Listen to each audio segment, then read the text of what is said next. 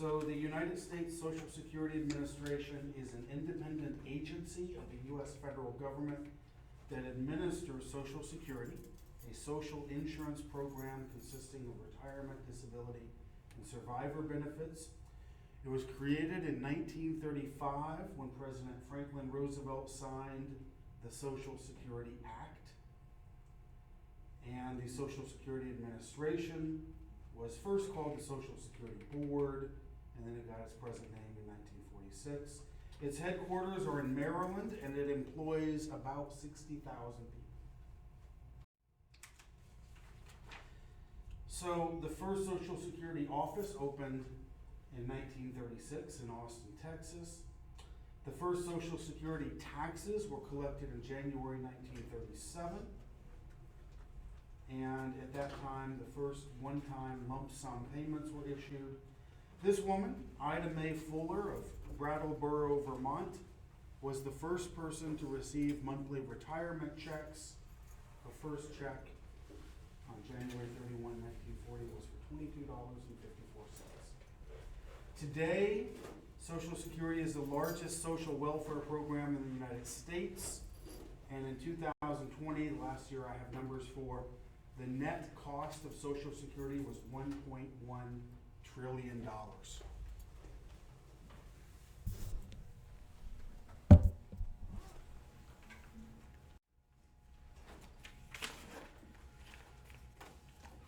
I want to mention two Supreme Court cases that have been important for understanding Social Security. The first one was right after the program was created. It was called Helvering versus Davis. And in this case, people challenged the constitutionality of Social Security. They said that Congress didn't have the right, the federal government doesn't have the right to create a retirement program. In other words, to force you to pay into a retirement program whether you want to or not. And the Supreme Court upheld the constitutionality of Social Security by saying Congress has the power to tax, and Congress has the power to spend, and all Social Security really is a tax. So the Social Security tax on one hand taxes your work, your salary, and or your income, and the benefits are just spending, which Congress can clearly do. So in a sense, it's not really a retirement program at all. Just a tax on one hand and a welfare benefit or a benefit on the other. Another case that was interesting was called Fleming versus Nestor. Here, the Supreme Court said two interesting things. It gave Congress the power to, it said Congress has the power to amend or change or revise the benefits that people are due under Social Security.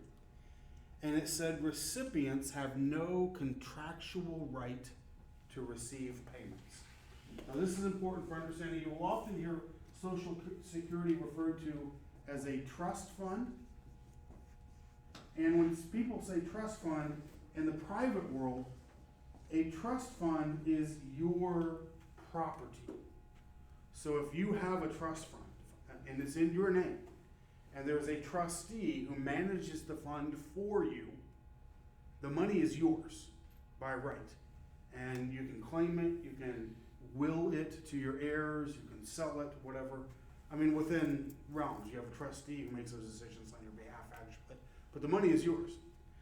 And the Social Security fund is different. It's called a trust fund, but the money isn't really yours, it's the government's. And it can give it back to you or not as it sees fit, basically. Now, coverage. So initially only about 56% of the jobs in the United States were covered by Social Security. Today, about 95% of workers in the U.S. are covered by Social Security. People who aren't, some state and local government workers are not required to participate in Social Security. They have their own public retirement programs, so that's separate from them. That's about 6.5 million state and local government workers. about 28% of all state and local workers. And so they have their own pension plans through their state or local governments.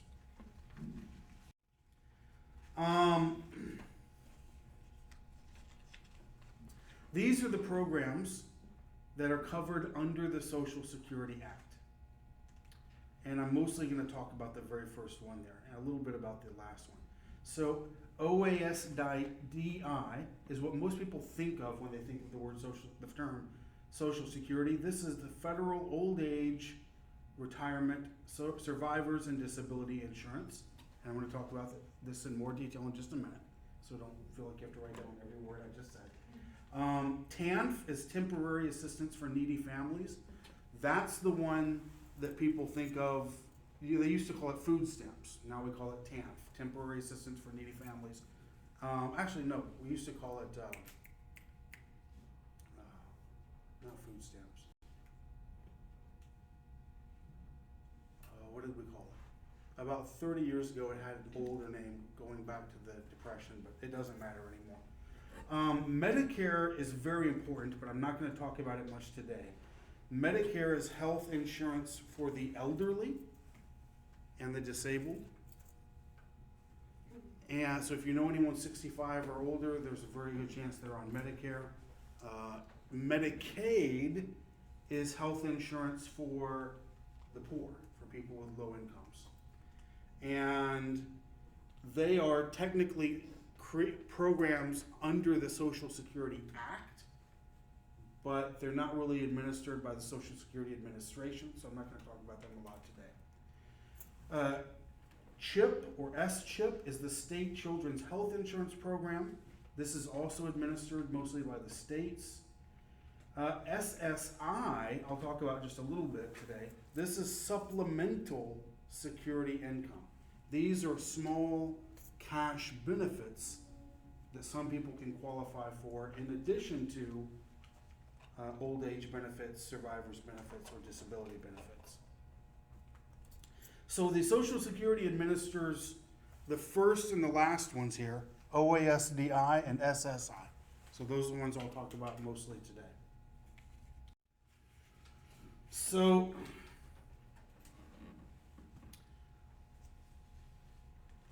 the old age survivors and disability insurance benefits are financed by taxes, which employers, employees, and the self-insured pay annually. Workers pay something called the FICA, or Federal Insurance Contributions Act taxes. I'll write that down. Federal Insurance Contributions Act taxes.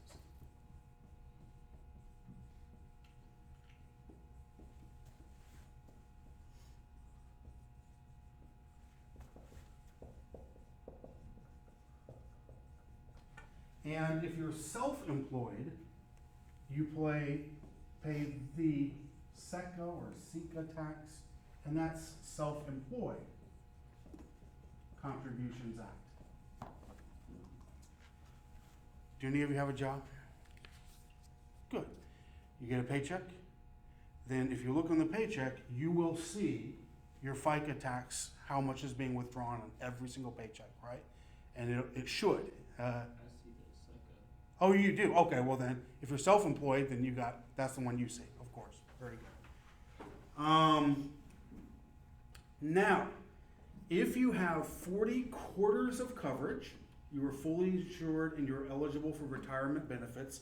40 quarters means a quarter of a year, so that's 10 full years of coverage. And then you're eligible for retirement benefits.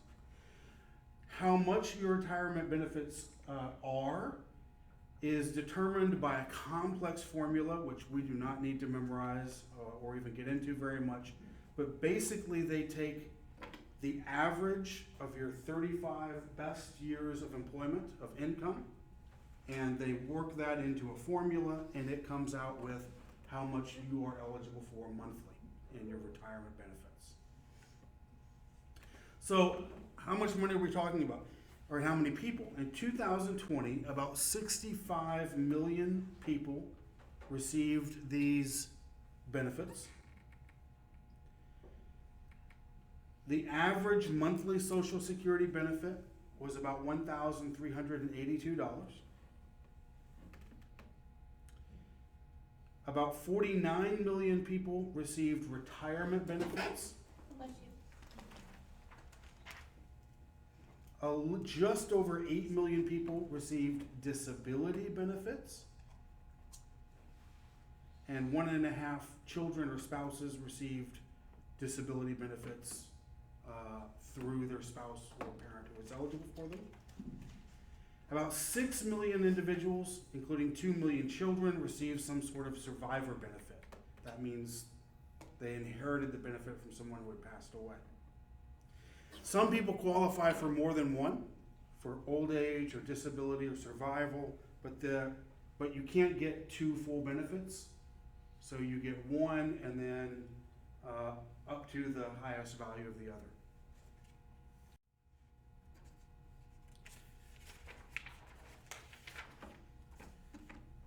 The early retirement age is 62. Initially, the full retirement age, or the age at which you could retire and receive full benefits, was 65. But amendments to the Social Security Act have been gradually raising that retirement age, and now for people born in 1960 or later, which is all of us, I guess, the full retirement age is 67. If you go to work after retiring, it's possible to get your retirement benefits while still working.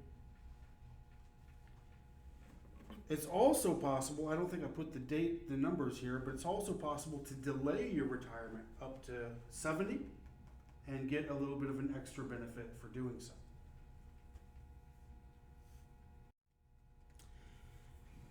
When a retirement beneficiary dies, a widow or widower or a surviving divorced spouse is generally eligible for a monthly benefit amount equal to that received by the retirement beneficiary. Children of a retired, disabled, or deceased worker receive benefits as a dependent or survivor if they're under the age of 18, or if they're over the age of 18 but were disabled before they were 22, or if they're attending primary or secondary school up to the age of 19 years and 2 months. So basically, if you're a child and your parent was receiving benefits but passes away, you can receive those benefits. Disability benefits. If you've worked long enough and hard enough, and recently enough, not hard enough, you can be eligible to receive disability benefits if you're now unable to work. So the rule is you must be unable to continue your job and unable to adjust to other work with your age, education, and work experience taken into account. The disability must be long-term, lasting 12 months, or expected to last 12 months, or expected to result in death.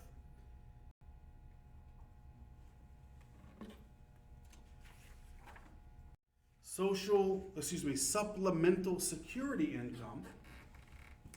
This is needs-based, and if you're disabled, if you're elderly, if you're blind, you could be eligible for this supplemental security.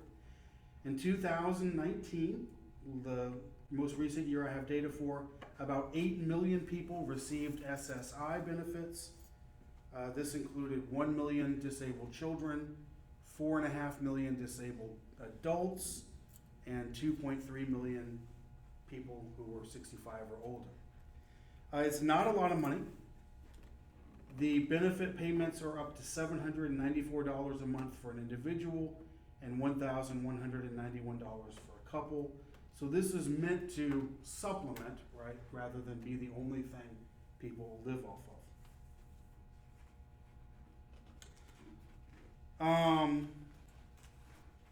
I guess I should point out, this is only eligible for U.S. citizens.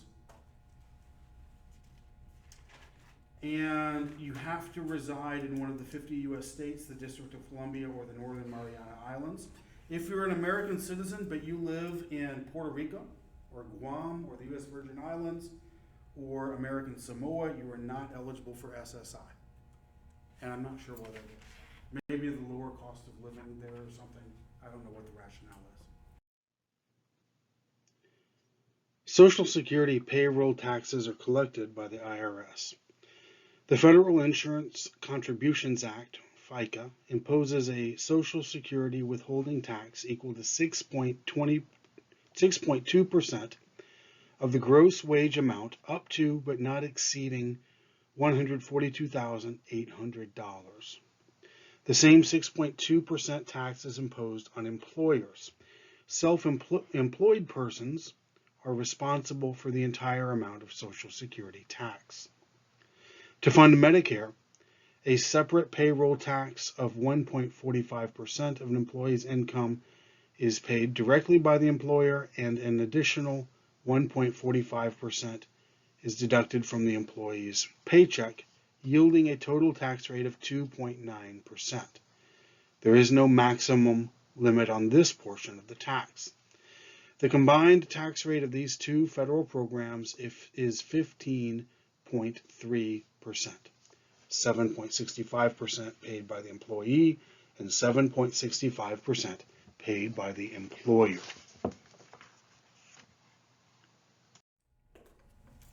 Now, I want to talk about these charts, though, because I got this from the Government Accounting Office. They did an in-depth study of Social Security a few years ago. This is from 2015. So it's slightly outdated, but not a whole lot. And what I wanted to show you are these trends in demographics and accounting. And this will help you to understand why many people think we're just 10 years or so away from a crisis, 10 or 15 years. So the first idea shown by this chart is that there was once, for a couple of decades or so, a surplus, meaning the revenues that came in from the Social Security taxes were greater than the payments going out to beneficiaries. And so the system was in good shape. It was building up a surplus of money. But now it is the opposite. The revenues that are coming in are no longer enough to pay for the benefits going out. And this is depleting the trust fund. That's really just a trust fund on paper, the amount of money that's been accumulated over time. And eventually the money will run out and there won't be enough money to pay the benefits that have been promised to people. So the idea here is that contributions that workers make, the taxes that workers pay in a given year, are used primarily to pay beneficiaries in that same year. Now, for about a 25 year period beginning in 1984, Social Security built up significant levels of reserves. And those are the years where you can see the excess, the surplus, is on top of the horizontal line. During this period, the baby boom generation made the size of the workforce larger relative to the beneficiary population. However, since 2010, that's where the bar here is going down. The Social Security program costs have exceeded tax revenues. This situation is projected to continue as the ongoing retirement of the baby boom generation will result in a faster increase in the number of beneficiaries relative to the number of workers. So the program since 2010 has been spending more money than it receives in revenue. And what happens to you if you spend more money than you earn? Eventually you go broke. You run out of money. So costs for the Social Security programs have begun to exceed tax revenues, and this trend is expected to continue, leading to the projected depletion of the assets of both trust funds.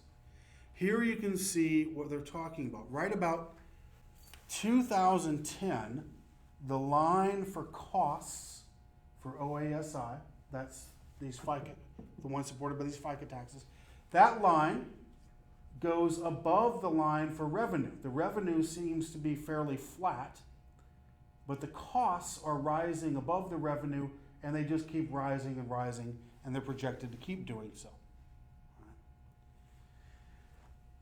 The same problem is happening for the disability insurance fund, but not quite as dramatically.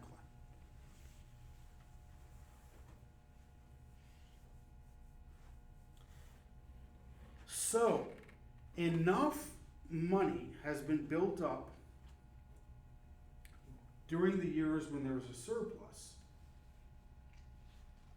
to continue paying out the full benefits, right, until about 2033 or 2035, depending on which year you see the calculations. After that, the money is depleted and you have to cut back on the benefits. I'll give you a simple analogy. Suppose for 25 years you were making, $1,000, $1,100 a month, and you were spending $1,000 a month. So you were in good shape, right? For about 25 years, you were making $100 more each month than you were spending. Life was good. But that 25-year period of surpluses ended, and since 2010, you've only been making $1,000 a month. That's your revenue. But now you're spending $1,100 a month. That's how much you're spending. And this second number is actually getting bigger and bigger every month, and is projected to keep getting bigger and never stop. But how much money you make is staying the same. Now, you had 25 years of surpluses, so you built up some reserves, and you can use those reserves to pay for this excess spending. But eventually the reserves will be gone. You'll have blown through them. And then what do you have to do? You've calculated that in sometime around 2033 to 2035, you've calculated that the surplus will be gone, the reserves will be gone. All you'll have left is the revenue you're getting every month to support the spending. What has to happen? You either have to cut back the spending or you have to find more revenue.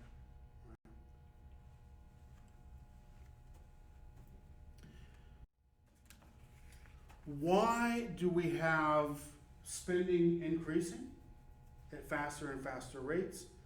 There are demographic factors that explain it, such as an aging population, slower labor force growth, lower fertility rates. Americans are having fewer children. Life expectancy has increased, so people live longer, and therefore they receive Social Security payments longer.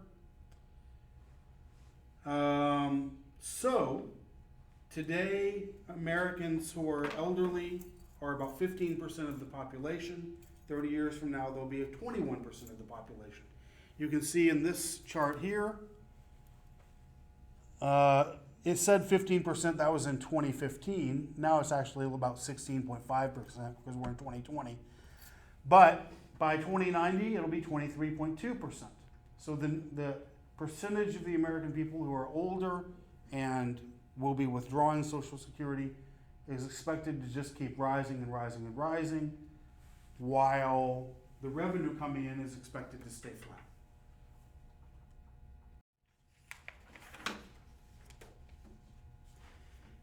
I said the revenue will stay flat. That's because the growth of the labor force has slowed, and that's what this chart shows.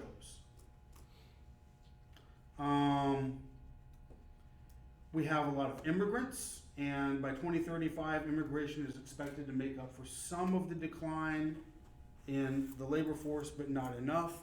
So you see by 2050, they think it'll just flatline, and the labor force will be the same size it is now, but that elderly population that we're supporting will just keep growing and growing and growing.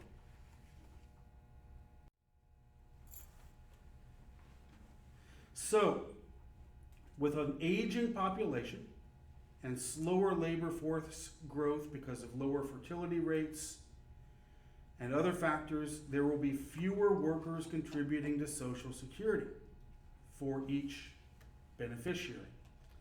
Right now, we have about 2.8 workers for each beneficiary. By 2070, there will only be 2 workers for each beneficiary.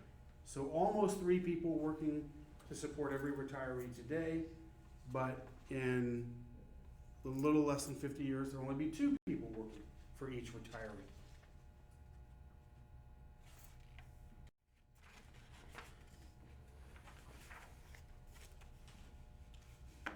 The same factors will affect disability insurance. Since 1990, the number of individuals receiving disability insurance has doubled, or more than doubled. In 1990, there were 4.3 million people receiving disability insurance. In 2015, there were 11 million people receiving disability insurance. And this is also causing a similar stress on the disability insurance benefits. With fewer workers paying for more disabled people, you have the problem of eventually running out of money to pay for all of them. So,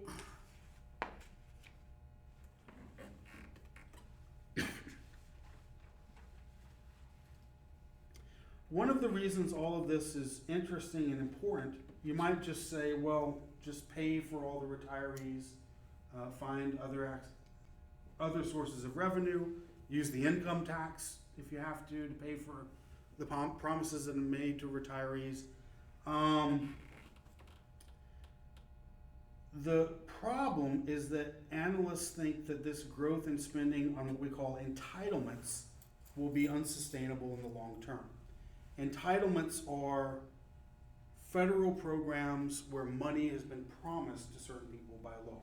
Medicare, Medicaid, and Social Security are the chief examples of this. So this chart shows in 1984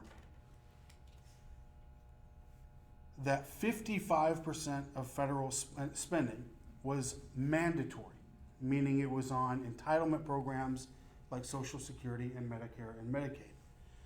And 44.5% was discretionary, meaning it was on things like education, defense, the environment, stuff that politicians could decide how much to spend on and where to spend. But the spending on mandatory programs like Social Security has grown towards now 2/3 of the federal budget, 66.4%, and it keeps growing and growing and growing. If the spending keeps growing and growing forever, eventually there wouldn't be money left in the budget for discretionary things like education and defense and so on.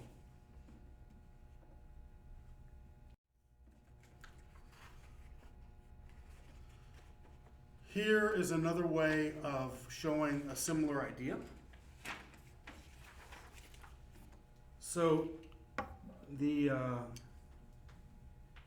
Government Accounting Office budget simulations show that by 2040, absent fiscal policy changes, total federal revenues may be inadequate to cover anything other than interest, Social Security, and major health programs, including national defense, homeland security, mass transit, education, etc.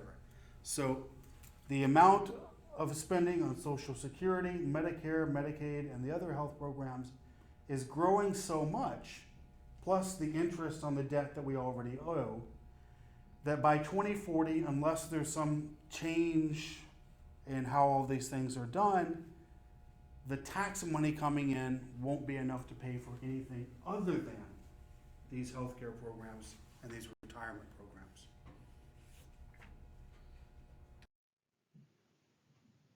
This page shows the total future draw on the economy represented by major retirement and health programs. Under current law, total spending for the major retirement and health programs will continue to increase as a share of GDP in the coming decades, putting greater pressure on the rest of the federal budget. This spending is driven largely by the aging of the population and rising healthcare costs. Based on GAO analysis, scheduled spending for these entitlement programs combined will grow from 10% of GDP in 2015 to 14% in 2040. Most of this increase stems from the growth in federal health care spending, which is expected to increase from 5.1% of GDP in 2015 to 7.9% in 2040.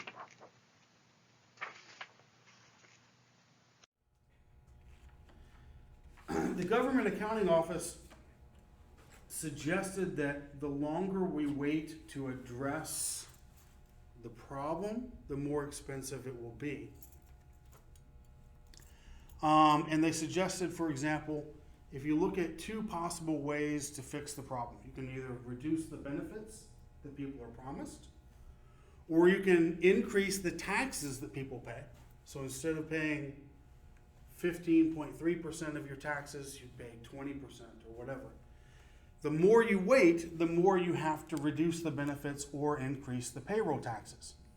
So if you wait until 2034 to take action, then you might have to reduce benefits by 20%. But if you wait longer, it might be closer to 30%. If you increase payroll taxes immediately, it would only take about 21% of an increase to solve the problem according to the GAO. If you wait until 2034 though, you would have to increase the payroll tax by 30%. So the gist of it is, the longer you wait, the more expensive the problem becomes. Let's see. So I'm going to skip this page. So what do? How do you eliminate the shortfall? Well, many things have been proposed. They all involve ways to increase the revenue or decrease the benefits. One way to increase the revenue would be by lifting the payroll ceiling on income subject to Social Security taxes. So I said Social Security taxes, the first $142,800 of your income. You could get more revenue if we did away with this and just taxed all your income. So if you have $1 million in income, you pay 15%, 15.3% of taxes on that. Another way would be to increase Social Security taxes. The Social Security Trust Fund, I think, the trustees estimated that if workers and employers each paid 7.6% instead of 6.2%, it would eliminate the financing gap. You could also raise the retirement age. So instead of 67 being the mandatory retirement age, or the retirement age when you could get full retirement benefits, make that 70 or something like that. By making the age higher, you reduce the benefits that are paid out, and that saves money. Another idea has been means testing the benefits. In other words, if you have an income higher than a certain amount, like $4,000 a month, you don't get any Social Security benefits, even if you otherwise would have qualified for it. And this would save money as well. People have been debating all of these ideas for decades, and so far nothing has been done, and so the problem continues to face us. That's it for today.